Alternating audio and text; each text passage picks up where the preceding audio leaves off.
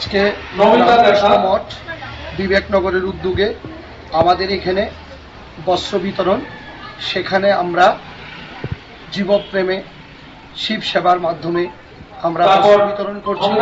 আজকে আমরা কম্বল এবং জ্যাকেট আমরা বিতরণ করছি। মোট 150 জনকে আমরা জ্যাকেট এবং কম্বল দিচ্ছি।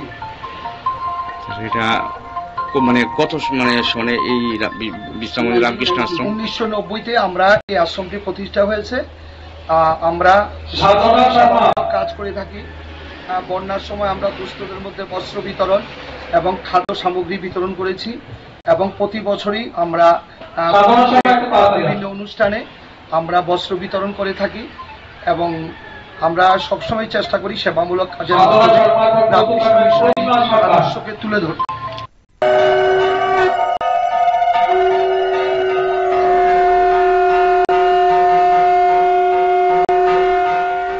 আজকে রামকৃষ্ণ মঠ বিবেকনগরের উদ্যোগে আমাদের এখানে বস্ত্র বিতরণ, সেখানে আমরা জীবপ্রেমে শিব সেবার মাধ্যমে আমরা বস্ত্র বিতরণ করছি। আজকে আমরা কম্বল এবং জ্যাকেট আমরা বিতরণ করছি। মোট 150 জনকে আমরা জ্যাকেট এবং কম্বল দিচ্ছি।